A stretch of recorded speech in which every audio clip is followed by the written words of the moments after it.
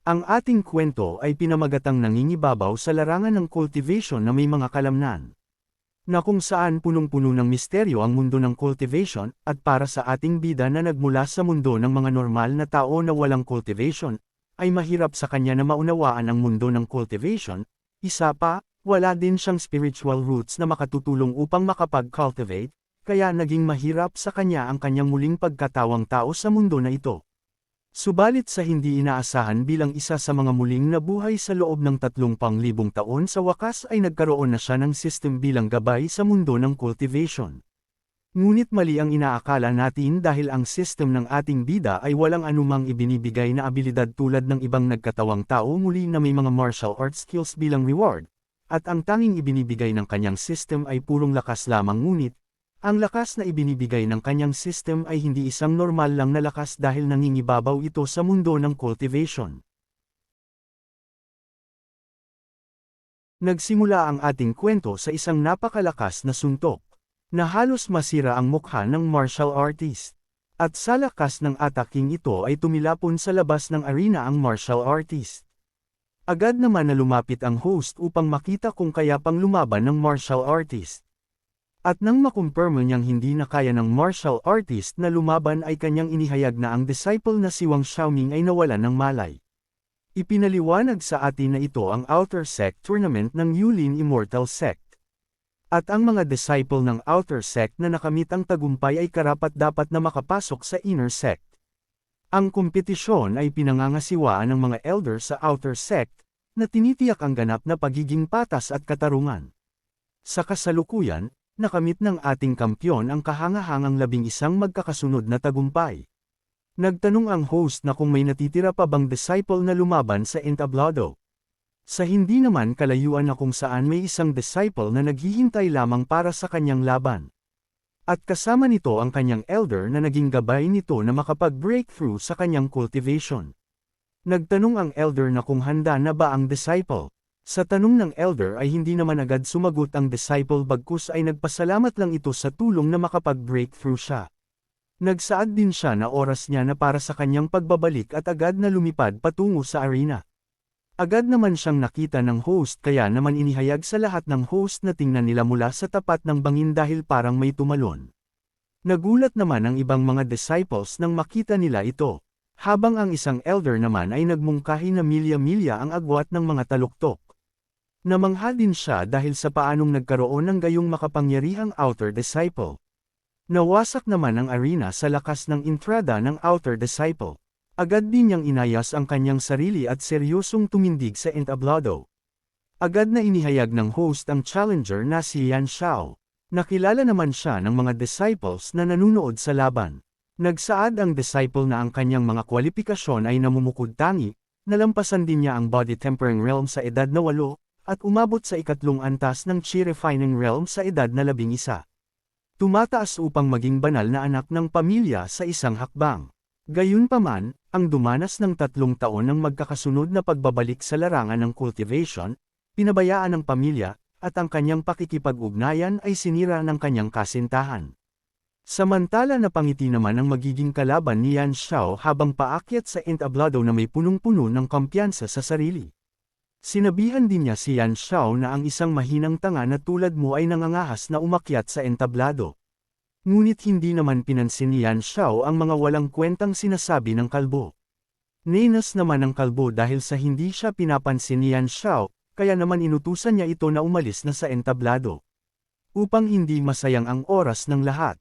Subalit sa kanyang ginawa ay bigla namang naglabas ng enerhiya ang katawan ni Yan Xiao. At sa isang iglap ay pinatalsik siya nito palabas ng entablado gamit ang malakas na enerhiya. Hindi inaasahan ng kalbo na magagawa ni Yan Xiao ang ganoong atake nang hindi gumagalaw. Nasabi pa nga niya na kung paano iyon nangyari. Habang ang elder naman na nakita ng malinaw ang pangyayari ay nagmungkahi siya na nananaig ang kaaway gamit ang espiritual na enerhiya. Kapag may malaking pagkakaiba sa cultivation, maaari bang gumamit ng espiritual na enerhiya ng mag-isa upang pilitin ang iba na bumalik? At ito ay nasa ika-9 na antas ng Chi Refinement Realm. Ipinaliwanag ng matanda na ang cultivation realms ay ikinategorya bilang body tempering, Chi Condensation, Golden Core, Nascent Soul, Divine Transmission, Unification, Great Ascension, Tribulation Crossing, Immortal Realm, at iba pa. Gayunpaman siya ay napakabata at naabot na niya ang rurok ng Chi Refinement Realm. Samantala oras na para magpakita ng gilas ang ating bida na walang spiritual roots. Nagmungkahi naman si Yan Xiao na 30 taon sa silangan ng ilog. At 30 taon sa kanluran ng ilog.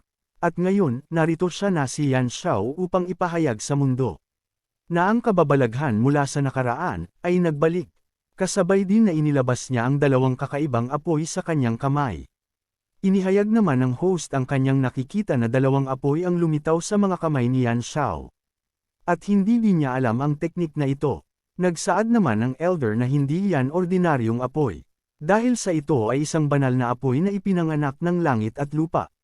Balik kay Yan Xiao na kung saan pinagsama niya na ang 2 banal na apoy sa kanyang kamay. Napatayo ang 2 elder at Pasiga na sinabi ng isa na pinagsasama-sama niya ang 2 banal na apoy. Nagsaad din ang isang elder na kung hindi ba siya gagamit ng ilang galit sa paraan ng Buddha Lutos, at kung talaga bang gagawin niya ito. At kung sinusubukan din ba niyang sirain ang buong arena. Sumigaw ang elder sa lahat na maghanda na puntahan ang entablado at iligtas ang disciple. Ngunit mali naman ang inakala ng 2 matanda dahil ang ginawa ni Yan Xiao sa kanyang pinagsamang banal na apoy, ay ginamit niya ito upang atakihin ang kanyang kalaban. Kaya naman nang makita ito ng elder ay nagulat sila dahil sa hindi ito ang kanilang inaasahan. Nasa isip-isip pa nga niya habang namumula ang mukha na huwag gumawa ng mga pangalan para sa mga diskarte ng walang ingat binata. Samantala hindi naman nabahala ang disciple sa ginawang atake ni Yan Xiao. Para bang wala itong pakialam sa lakas ng pinakawalang atake ni Yan Xiao. Nang makalapit ng bahagya ang atake sa kanya ay agad na iminulat nito ang kanyang mata. Ngunit sa punto namang ito ay nalalapit ng mabahing ang disciple. Nang sandaling mapakawalan nito ang kanyang simpleng pagbahing ay dahan-dahan na natangay ang pinakawalang atake ni Yan Xiao. At nang umabot ito sa kanya ay halos masira ang mukha nito sa lakas ng puwersa. Habang ang 2 elder naman ay halos lumabas na ang mga mata nito sa kanilang nasaksihan, nasabi pa nga nila na ang pamamaraan ng pagsasanib ng mga banal na apoy ay napatay sa pamamagitan ng pagbahing. Natakot din si Yan Xiao nang mabilis na sumulpot sa kanyang harap ang disciple. Kaya naman hindi niya nanamalayan ang malakas na suntok ng disciple. Na halos masirang muli ang kanyang mukha habang lumalabas ang likido sa bawat butas ng kanyang mukha. Nang makita naman ng host ang nangyari kay Yan Xiao ay kanyang inihayag na si Yan Xiao ay ipinadala sa isang suntok, at naging isa siyang bituin sa kalangitan. Ngunit napaisip din siya dahil hindi niya kilala ang misteryosong disciple. Kaya agad niyang tinignan ang pagkakakilanlan nito. At nang makita niya ang pagkakakilanlan ng disciple ay kanya nang inihayag, na lumabas na ang resulta. Sa wakas ay nakuha na nila ang impormasyon tungkol sa misteryosong disciple. Nang hindi ginagamit ang espiritual na enerhiya, natalo niya ang lahat ng kalaban sa isang suntok lamang. Siya din ang pinakamalaking dark horse ng paligsahan na ito. Ang disciple na ito ay walang iba kung hindi ang ating bida na si Shuang Shisan. Matapos ang paligsahan ay inutusan ng elder ang lahat ng inner sect na sundan siya patungo sa bundok. Ngunit bigla naman silang pinahinto ng mga gwardya mula sa maharlikang pamilya. Sinabihan din ng gwardya ang elder na ang maharlikang pamilya ay nagsasagawa ng isang takas na paghahanap sa buong rehiyon, at ngayon ito ay isang sorpresang inspection. Nang marinig naman ng ating bida ang nangyayari ay napaisip siya na paano nila nakasalubong ang mga maharlikang gwardya sa ganoong kalayuan. Marahil ang pinakamahusay na gawin upang maiwasan ang mga ito sa ngayon ay lumayo pang samantala. Ngunit napahinto naman siya nang biglang lumitaw sa kanyang harapan ang mandatoryong misyon ng kanyang system. At ang mandatoryong misyon ng kanyang system ay ipasa ang inspection. Nagalit naman ang ating bida sa kanyang system dahil pakiramdam niya ay pinaglalaroan siya ng kanyang system, minura din niya ito dahil hindi pa ito nagbigay ng mga misyon simula noong ito ay na-activate, at gayon ang unang misyon na ibinigay nito sa kanya ay ang itapon siya sa hukay. Galit din siya dahil ang takas ng maharlikang pamilya ay nangangaso sa loob ng 1 taon. Na walang iba kung hindi ang young master ng Zhuang family. Bago tayo magpatuloy ay hayaan nyo munang balikan natin kung papaano nagsimula ang buhay ng ating bida sa mundo ng cultivation, at kung bakit siya nagtataglay ng isang sistema.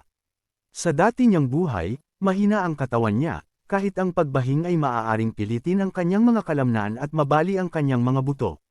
Sa hindi inaasahang pangyayaring ay nagkaroon ng hindi inaasahang sakuna sa kanyang mundo at namatay siya. At nang paggising niya ay isinilang siyang muli sa mundo ng cultivation. Sa unang 12 anak ni Zhuang Rui, lahat sila ay namatay sa lalong madaling panahon pagkatapos ng kanilang kapanganakan, ngunit sa pagkakataong ito, isa ang nakaligtas sa wakas. At bilang pagiging ika-13 anak ng ulo ng pamilya Zhuang, siya ay pinangalan ng Zhuang Shisan. Sa buhay na ito, mamahalin niya itong malusog na katawan, at mamuhay ng magandang buhay. Subalit sa hindi inaasahang pagkakataon nagsaad ang elder sa kanyang ama na si Zhuang Rui, na hindi niya gustong mapanghinan ito ng loob dahil sa sandaling ito si Shisan ay isang sayang. At dahil ito sa hindi siya nagtataglay ng mga spiritual roots. Sa banal na kontinente, sa sandaling ipinanganak ang mga nilalang, ginigising nila ang kanilang spiritual roots, kahit yung mga gumagawa na kung anong mga trabaho o farmer, ay hindi bababa sa body tempering realm. Na naglalaman ng bakas ng espiritual na enerhiya. Ngunit si Shisan ay ipinanganak na walang spiritual roots, na nangangahulugang wala siyang halaga kahit isang piraso ng tae, siya ay nasa pinakailalim ng kadena ng pagkain sa mundong ito. Ikinagalit naman ito ni Zhuang Rui, kaya't kanyang sinabihan ng elder na ang lakas ng loob mong maliitin ang sarili mong pamangkin. Makalipas ang mga ilang taon upang gisingin ang kanyang spiritual roots, sinubukan ng kanyang ama at ng iba ang iba't ibang paraan. Kahit na ang mga herbal na paliguan, at ang pagpapakain ng mga spiritual pills. At araw-araw siyang dinadalhan ng isang tambak na spiritual pills. Ngunit pinatigil niya ang kanyang magulang dahil sa nagsisimula na siyang makaramdam ng kakaiba. Naging excited naman ang kanyang ama at tinanong ang ating bida na kung gumana na ba ang spiritual pills. Ngunit ang naramdaman ng ating bida ay isang malakas na utot na nagpabago sa mukha ng kanyang ama. Sa dami ng spiritual pills na kanyang ginamit ay walang gumana. At ang pariralang pinakanarinig niya ay ang payo ng kanyang ina. Na hindi siya dapat lumabas dahil kahit na ang mga maliliit na salungatan sa labas, ay maaaring nakamamatay para sa kanya. Kaya, ang courtyard sa bahay nila ay ang tanging lugar na nilalapitan niya mula noong bata pa siya. Habang siya ay nagbabasa ay nakita niya ang mga batang kaedad niya na naglalaro sa labas. At tanging panunood lamang ang kanyang nagagawa sa malayo. Dahil sa gusto niyang malaman kung bakit ayaw siyang palabisan ng kanyang ina. Ay naisip niya habang pinagmamasda ng mga bata na naglalaro na parang katulad lang naman sa kanya ang mga ito na normal. Napangiti din siya ng nakakaloko dahil napagpasyahan niyang lumabas at makipaglaro. Nang makalabas siya ay agad siyang lumapit sa mga ito upang sumali sa nilalaro ng mga ito. Napahinto naman ang mga katulad niyang mga bata dahil hindi pamilyar sa kanila ang bata. Kaya nagtanong ang isa na kung sinong bata siya at kung bakit hindi niya pa ito nakikita dati. Ngunit ang isa na may hawak na bola ay nagsaad na hindi na ito problema dahil kapag mas maraming tao, mas masaya ang laro. Kasabay din nito ay inihagis niya ang bola patungo sa ating bida. Nang makita naman ito ng ating bida ay kanyang nasabi ng kumpiyansa na normal lang naman ito. Ngunit ang kanyang malaking kumpiyansa ay napalitan ng matinding pangamba ng sandaling tumama na sa kanya ang bola. Halos masira din ang kanyang mukha dahil sa labis na lakas nito. Tumilapon din siya patungo sa pader ng bahay nila at nawasak pa ito. Kaya naman ang sandaling makita ito ng mga bata ay dahan-dahan na nagbago ang kanilang ekspresyon hanggang sa napalitan na ito ng matinding takot. Dahil nakita nila ang ating bida na nakahandusay sa ibabaw ng nawasak na pader, sa takot din ng mga bata ay agad silang nagsitakbuhan habang humihingi ng tulong sa kanilang mga magulang na may namatay dahil sa bola. Pagkatapos ng pangyayaring ito, siya ay inayos na manirahan sa isang malayong pribadong tirahan, na malayo sa gulo na nakahiwalay sa labas ng mundo. Pinayuhan din siya ng kanyang ina na kung ganun ingatan mo ang iyong pang-araw-araw na buhay. Dahil sa sobrang abala sila dahil sa negosyo ng pamilya, pero kapag may libreng oras sila ay dadalawin nila siya. Gayun din, simula ngayon, dapat kang mag-ehersisyo ng regular araw-araw. Sa sinabi ng kanyang ina ay nalungkot ang ating bida. At naalala niya ang kanyang nakaraang buhay na ang mga salitang ito ay sinabi din sa kanyang mga magulang sa nakaraang buhay niya. Ngunit alam niyang sinusubukan lang nila na protektahan siya. Niyakap naman siya ng ina at sabay na sinabi na ang paggawa nito ay hindi lamang para sa pagtatanggol sa sarili. Ito rin ay upang bigyan ka ng kaunting oras sa kaso ng mga hindi inaasahang sitwasyon, upang makakuha ng ilang oras para sa mga pagsisikap sa pagliligtas. Matapos ang nakakalungkot na oras na iyon ay ginawa ng ating bida ang lahat kaya ang ehersisyo ay naging bahagi na ng kanyang buhay. Ang tumatakbo ng 10 kilometro araw-araw, 100 squats, 100 sit-ups, at 100 push-ups. Pagkatapos ng 1 taon ng pagsisikap, sa wakas sa araw na iyon, ay lumitaw ang system na kung saan sinasabi na, nakakatugon ng naipon na pamantayan sa ehersisyo, ang sistema ng cultivation ng kalamnan ay matagumpay na naisaaktibo. Pagkatapos ng 13 taon, na-unlock niya na rin ang cheat system. Nakiusap siya sa kanyang system ng may pananabik sa kanyang mukha na tulungan siyang linisin ang kanyang mga buto at linisin ang kanyang utak. Gisingin ang pinakamataas na baitang ng spiritual roots. Ngunit pinatahimik naman siya ng kanyang system dahil sa pag-iisip ng kalokohan. Ipinaalam din ng system na walang ganoong functionality ang system na ito. Nalungkot naman ang ating bida sa kanyang nabasa at bumalik ang walang buhay niyang mata. Muli namang lumabas ang notification system at nakasaad dito na gayunpaman, matutulungan siya ng system na ito sa pagsasanay ng kalamnan, tulungan kang makakuha ng kakaibang pisikal na potensyal, at magsimula sa isang alternatibong landas ng cultivation. Nagbago naman ang mukha ng ating bida sa pagiging tuso, at kanyang sinabi na kaya bilang isang baguhan, dapat siyang makatanggap ng ilang eksklusibong body refining techniques o mga bagay. Lumabas naman ang notification system at nagsaad ito na ang system ay na-activate ang reward na natanggap. Binabati niya ang host para sa pagkuha ng unang set ng beginner adaptation exercise courses, ang pampublikong broadcast calisthenics. Nang mabasa ito ng ating bida ay naging masama ang kanyang ekspresyon. Galit na galit niyang tinanong ang system na kung anong klaseng broadcast calisthenics ito, at masyado naman atang casual ang reward na ito. Dagdag pa niya habang umiiyak na nangako itong tulungan siyang sa pag-cultivate ng immortalidad, ngunit sa huli, hindi man lang siya nito binigyan ng 100 barya. Muling nagsaad ang system na kasama rin sa system ang isang hanay ng mga pagsasanay sa mata na maaring mawala sa isang iglap. Ninas naman ang system dahil hindi siya pinansin ng ating bida. Kaya sa galit ng system ay naglabas ito ng kuryente at pinatama sa ating bida at habang nangyayari ito ay sinabihan siya ng system na ipinagbabawal na sir-on ang sistema. Sa tindi ng ginawa ng system sa kanya ay agad naman siyang humingi ng tawad. Matapos ang matinding parusa ay muling nagsaad ang system na ang pagkumpleto ng pang-araw-araw, at mga gawain sa pag-eehersisyo ay maaaring makakuha ng kaukulang mga puntos sa ehersisyo. Gamit ang 2 puntos ng ehersisyo ay maaari mong ma-upgrade ang system at makatanggap ng mga reward. At pagkatapos ng 2 taon matapos ang awakening ng system, ay ipinagpatuloy niya ang pang-araw-araw na ehersisyo. Habang ang kanyang lingkod naman ay napapatanong na kung saan natutunan ng kanyang master ang mga galaw nito. At sa wakas pagkatapos ng araw na iyon nagsaad ang system na ginamit ng host ang exercise points sa pag-upgrade ng system at nakompleto na ang pag-upgrade. At binabati ang host para sa pagpasok sa cultivation ng kalamnan sa baguhan na yugto ng kasanayan. Na-unlock ang mga bagong exercise courses at nabuksan na din ang system store kasama din na mabuksan ang sistema ng mga misyon. Nagdiwang naman ang ating bida dahil sa wakas ay nabuksan niya na ang mga tampok. Ngunit bigla naman siyang napahinto sa kanyang pagdidiwang dahil may napansin siya sa kalangitan. Ilang sandali pa ay malinaw niya nang nakita ang mga ito. Kaya naman naging seryoso ang ating bida dahil hindi maganda ang kanyang pakiramdam sa mga ito. Bumagsak ang mga ito sa harapan ng ating bida at sa lakas nito ay nawasak ang lupa na kanilang pinagbagsakan. Gumawa din ito ng malakas na impact sa lugar at panandali ang pagyanig. Naging kalmado ang ating bida ngunit nagtataka siya kung saan galing ang mga ito dahil hindi maganda ang kanyang pakiramdam. Seryoso namang tumingin ang isa sa ating bida at kanyang sinabi na nakamit na ang kanilang layunin. Sa mansyon naman ng pamilya ng ating bida ay makikita ang pagliyab ng apoy senyales na hindi maganda ang nangyayari dito, makikita din ang paglipad ng ibon na kung saan ito ang tagapaghatid ng liham ng pamilyang Zuang.